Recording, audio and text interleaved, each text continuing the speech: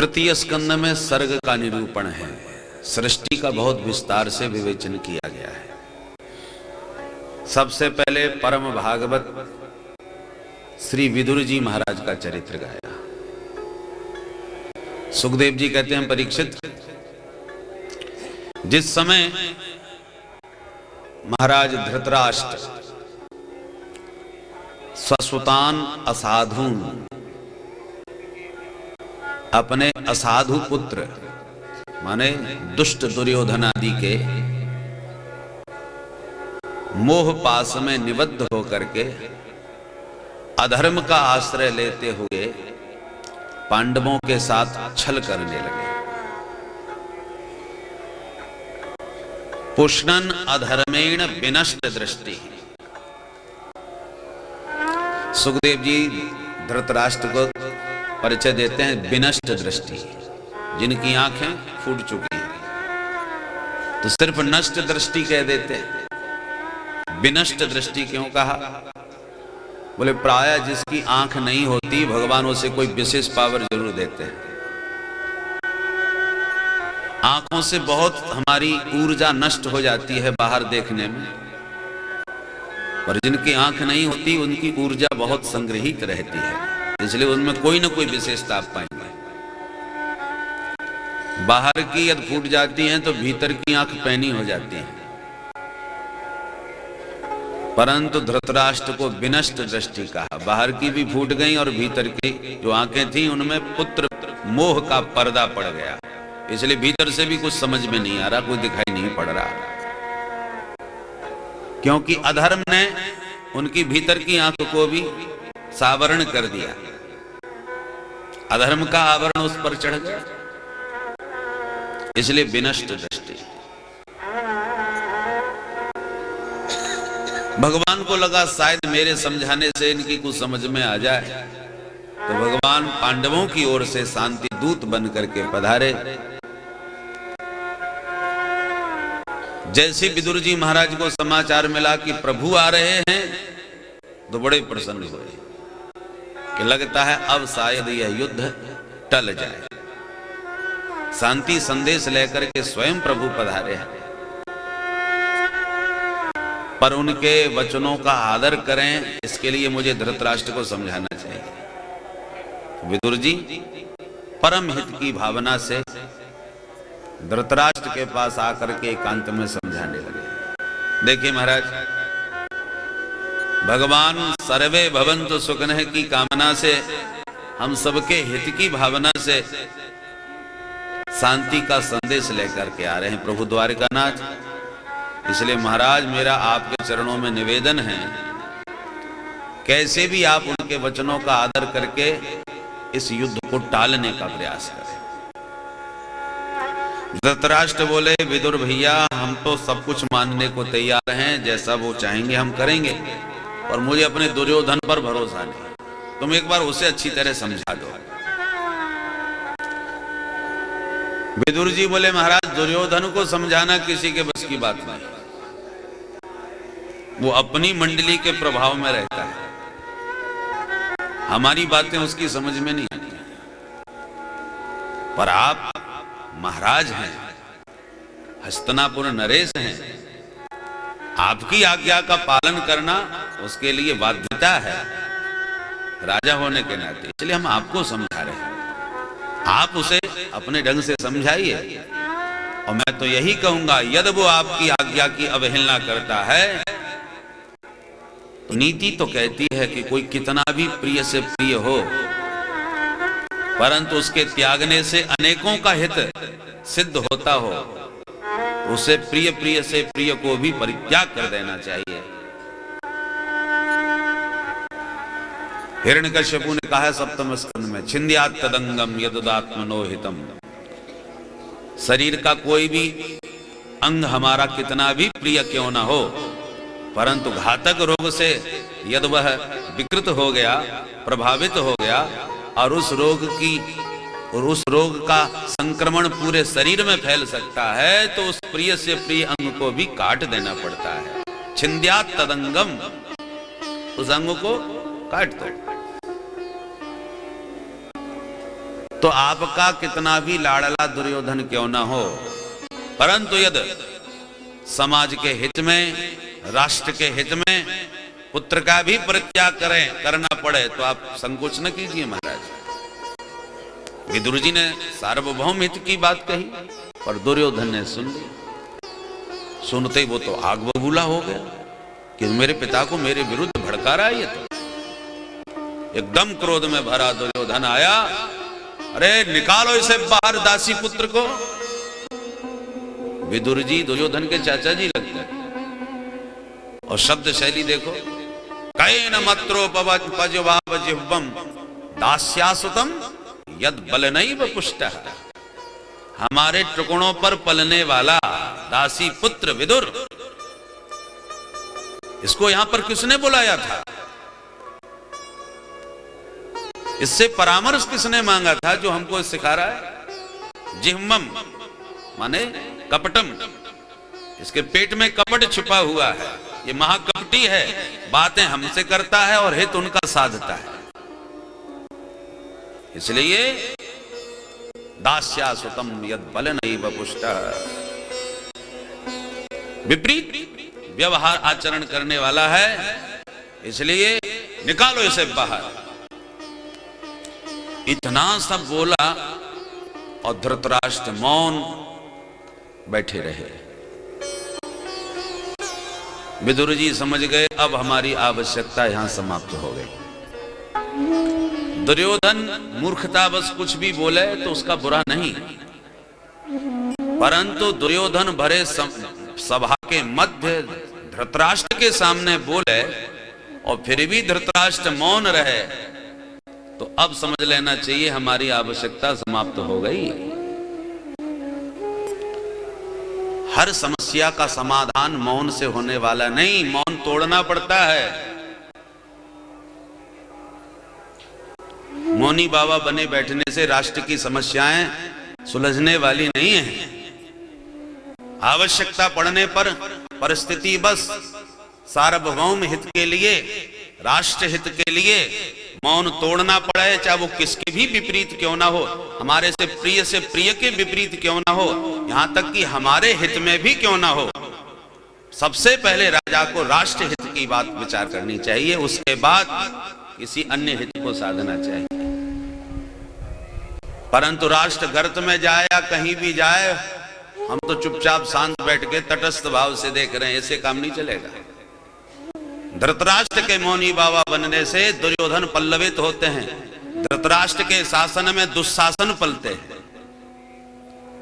बोलो राधे राधे राधे राधे। जब राजा अंधा बन करके और मौन हो करके बैठ जाए, जो हो रहा है सो होने दो, तो क्या होगा? दुशासन ही पल्लवित होंगे।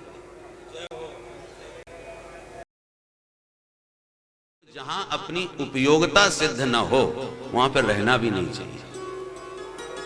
जहां भी रहो उपयोगी बन के रहो। जहां आप अनुपयोगी हो गए आपका अपमान होने लगेगा। उपयोगी व्यक्ति का आदर होता है, अनुपयोगी व्यक्ति को बाहर समझा जाता है, बड़ा बड़ा खाता रहता है, काम का नहीं काज का नहीं, लोग अनादर करते हैं उसका। तो विदुर जी ने कहा जब हमारी उपयोगिता ही यहां कुछ नहीं तो हम रह के करेंगे क्या, चल देना चाहिए। विदुर जी बोले दुर्योधन तुम हमको क्या त्यागोगे, हम तुमको त्याग करके जा रहे हैं। स्वयं धनुर्द्वार निधाय माया गतव्यथो याद उर्मानयान। स्वयं धनुर्द्वार निधाय, विदुर जी ने तत्काल अपने धनुष बाण आयुध सब दरवाजे पर धर दिए, संभालो। कोई भी अधिकारी त्याग पत्र देता है पुलिस वाला, तो पुलिस की पिस्तौल वगैरह जो मिलती है सरकार से वो सब जमा कर देता है, त्याग पत्र दे रहा हूं। तो विदुर जी महाराज ने भी स्वयं धनुर्द्वार निधाय, धनुष बाण रख दिए। छीनने की जरूरत नहीं, भगाने की आवश्यकता नहीं, हम सारे आयुध तुम्हें लौटा रहे हैं और तुम हमें क्या त्यागोगे, हम खुद ही जा रहे हैं। अभी तक क्यों नहीं गए? ये खुद ही जाना था तो अब तक क्यों नहीं चले गए? बोले अब तक इसलिए नहीं गए कि राष्ट्र पर संकट आ रहा है युद्ध का, और मैं यदि स्वयं छोड़ के जाता तो लोग मुझे नमक हराम कहते, कि जिसका नमक खाया राष्ट्र पर संकट आने पर छोड़ के भाग गया। मिलिट्री मैन खूब मौज ले रहा है और लड़ने का वक्त आवे तो मैदान छोड़ के कोई भगने देगा उसे, और भग जाएगा तो क्या उसका सम्मान किया जाएगा? कदापि नहीं। परंतु यदि किसी अपराध को मान करके कोई त्याग ही रहा हो तो कोई दोष नहीं भाई। विदुर जी बोले हम नहीं त्यागे, हम तो तैयार थे और जितना राष्ट्र हित में बना उतना काम किया, पर लोगों की समझ में नहीं आ रहा। अब आप हमको त्याग रहे हैं तो हम तो तैयार हैं छोड़ने के लिए।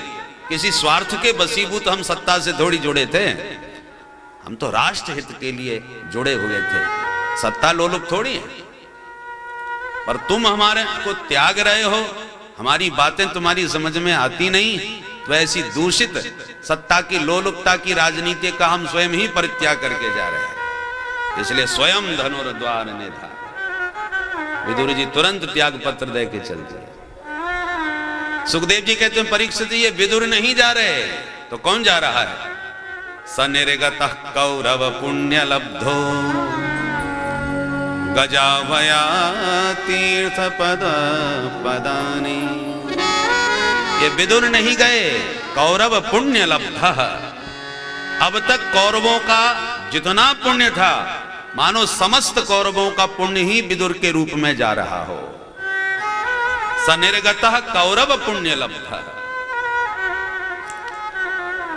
विदुर जी महाराज साक्षात धर्मावतार है, धर्म के अवतार है, मूर्तिमान धर्म है।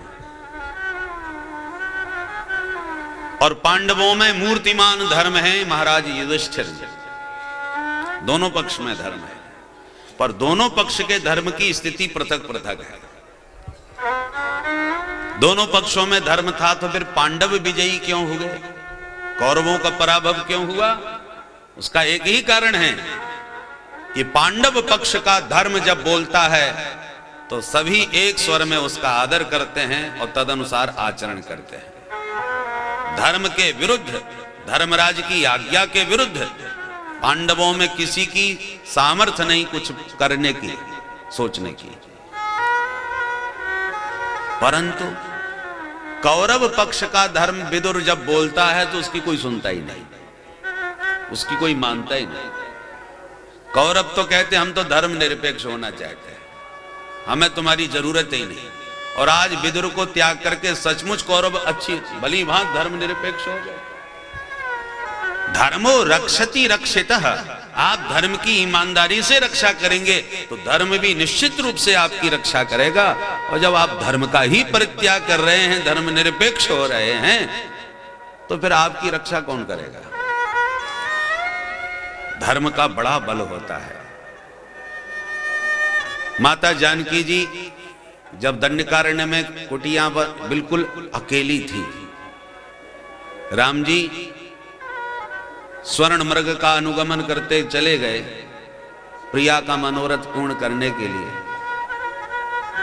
हा राम हा लक्ष्मण की ध्वनि सुनकर के मां ने लक्ष्मण जी को बाध्य कर दिया जाने के लिए। दोनों चले गए तो किशोरी जी बिल्कुल अकेली रह गई। और उसी का अवसर पा करके एक साधु का वेश बना करके आ गया दशानन भिक्षाम दे। अब देखिए दो बातें हैं। लक्ष्मण जी जाते समय सावधान कर रहे हैं कि मां किसी भी परिस्थिति में इस रेखा का उल्लंघन मत करना, क्योंकि यहां बड़े बड़े विचित्र निशाचर हैं, मायावी हैं, क्या कर दें कुछ पता नहीं, अपने को संकट में मत। और इसके भीतर आपका कुछ बिगड़ने वाला नहीं, ये लक्ष्मण की रेखा है, आप पूर्ण सुरक्षित। अब साधु दरवाजे पर भिक्षा मांगे और सदगृहस्थ के घर से कुछ भी न दिया जाए और वो रिक्त हस्त चला जाए, ये गृहस्थ धर्म का उल्लंघन है। गृहस्थ का धर्म उल्लंघन होता है। राम जी ने पुष्प वाटिका में लक्ष्मण जी से यही बात कही थी कि हम वो रघुवंशी हैं जिनके यहां से याचक कभी रिक्त हस्त नहीं लौटा है? तो ये बात माता जानकी जी के कान में पड़ी हुई है कि मैं उस रघुवंशी की कुल वधू हूं जहां से कभी कोई खाली हाथ नहीं लौटता। और आज घर में कोई नहीं मेरे अलावा, और ये साधु रिक्त हस्त निकल गया तो मेरा धर्म नष्ट हो जाएगा, राम जी के कुलवंश की मर्यादा नष्ट हो जाएगी। किंतु यदि बाहर जाती हूं तो मैं धर्म संकट में पड़ जाऊंगी, असुरक्षित हो जाऊंगी। तो दो में से एक को चुनना है, आत्मरक्षा को चुनो या धर्म रक्षा को। एक तरफ धर्म रक्षा का प्रश्न है, दूसरी तरफ आत्मरक्षा का प्रश्न है, तो किसको मैं वरीयता प्रदान करूं? तो किशोरी जी ने कहा ये जीवन रहे न रहे, क्योंकि जीवन तो आने जाने वाला है, पर धर्म रक्षा रघुवंश की कुलवधू के लिए परमावश्यक है। तो आत्मरक्षा को ताक पर धरकर धर्म रक्षा का निर्णय लिया।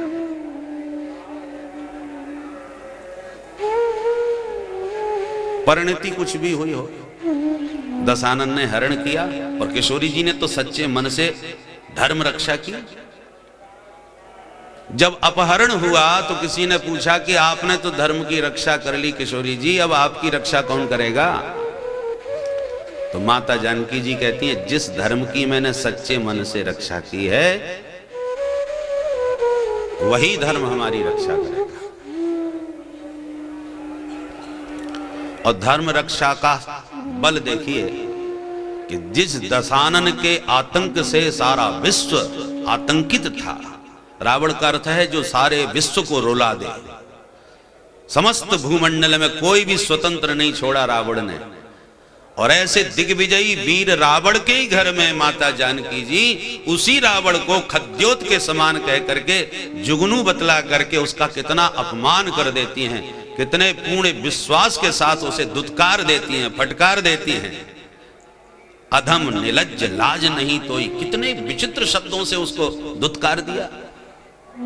एक इतना बड़ा शक्तिशाली वीर, और कहा किशोरी जी उसी के घर में उसको इस प्रकार से धिक्कार दुत्कार रही हैं।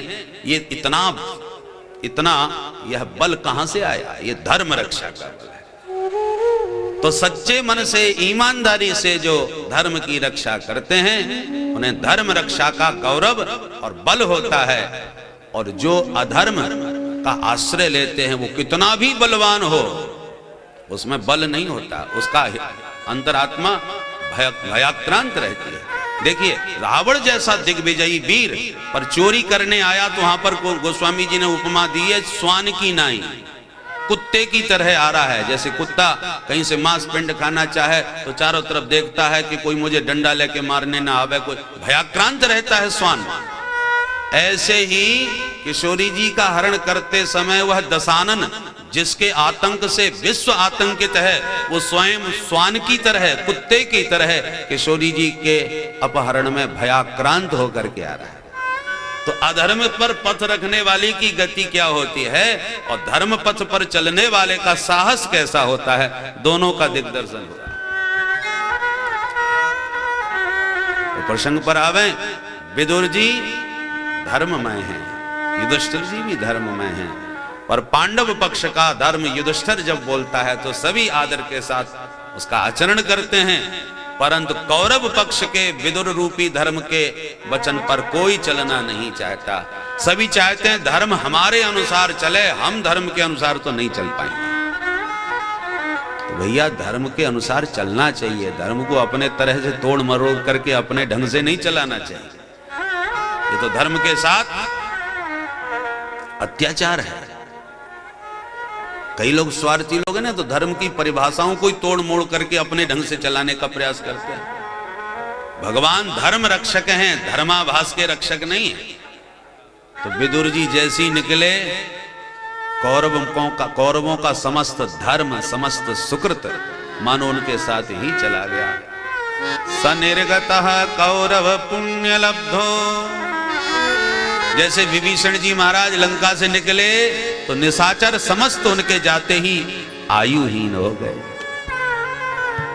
अस कहे भी चला विभीषण तबहि, अस कहे चला विभीषण तबहि, अस कहे चला विभीषण तबहि, अस